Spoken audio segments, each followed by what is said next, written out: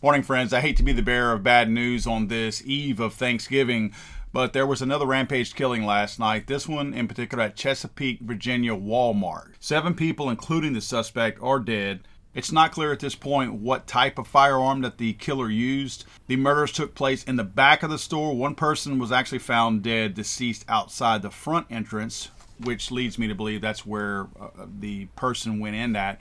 A lot of reports are coming out that this person was a former or current employee, was a manager there actually. So it would appear that they knew where they would have access. What makes me think that they might be a former employee, one that was let go, which would make sense why they were disgruntled, is that they came in through the front entrance if they did, in fact, if that's where they killed that person. Otherwise, if they were a current employee, they more than likely would have came in from the back with employee entrance. So that's what tells me this sounds like the report said it's a manager. It may be a former manager that was let go for a particular reason. They targeted the area in the back, the break room. It appears that there were 14 people in that break room that were kind of getting their stuff ready. It was the night shift crew, and they were getting their plan and everything ready. Remember, they're stocking shelves for Christmas shopping for Black Friday. So they had a lot to do. So they were getting their thoughts and everything together. Well, Bianca, Katie, yes. So Kamaria Bray, our reporter, spoke to a woman who was an employee at Wal Mart. She says they were meeting in like a back room, a conference room type of situation just before their night shift started. And that's when the shooter, who she says and alleges was a manager at Wal Mart, started shooting and spraying the room from left to right, and that she was let go. Fortunately, she survived. She went into really graphic details that we're going to spare you of this morning because this is still really raw and fresh for the entire community, but really heartbreaking details about where people were shot, how they were shot. But I will say that this woman does allege that she believes this was a planned shooting. Again, all of this is a witness account. This same witness, who was an employee at Wal Mart, she also said that she heard the suspect laughing. Just wanted to get the news out there. Again, we do not know what type of weapon was used. Yes, it matters because this is all being politicized, so it absolutely matters.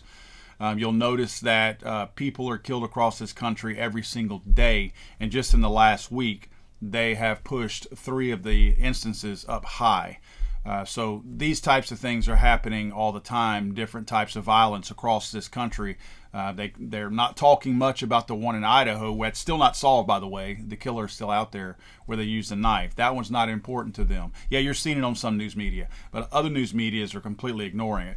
These are higher profile cases in the media's eyes, although it happens in other cases and at other times, because they're pushing for another call for firearm bans out there. You're going to see more of this get pushed to the forefront. You're going to see conflicting reports about what types of guns were being used in various cases, what types of weapons in general. I'm going to go back to my go-to every single time we have these rampage killings is, why are we not looking for the actual cause? Why are we not trying to figure out how to actually stop these? I think blood is on the hands of every single politician, every single media outlet, and every single person out there who sits back and lazily says, we need to do something about gun violence, and they do absolutely nothing about the actual violence. Calling it gun violence takes all the pressure off of you as a legislator and as any kind of local person, and anyone that has any responsibility in how these types of things are happening and what they could have done to stop it. It takes all the blame off of you. It says, guns are the problem, so there's nothing I could have done as a legislator. Oh, but let me add a new law in there that can somehow or another fix all this. You know what? Let's ignore the guns for a minute because it has nothing to do with it other than the fact that that was a tool utilized to do that. The mind got somewhere. The mind decided it's time to kill people. The mind decided that I want to go take people's lives. It doesn't matter what that person chose to do it. It's the fact that that mind got there. How did the mind get there? If we're not looking at that, we are completely ignoring the very fact that something is triggering these types of events. And it's absolutely lazy and irresponsible to immediately blame a gun because that relieves everybody of any real responsibility, because at that point, the only answer could obviously be, let's ban more guns. I'm sorry, I thought this was America.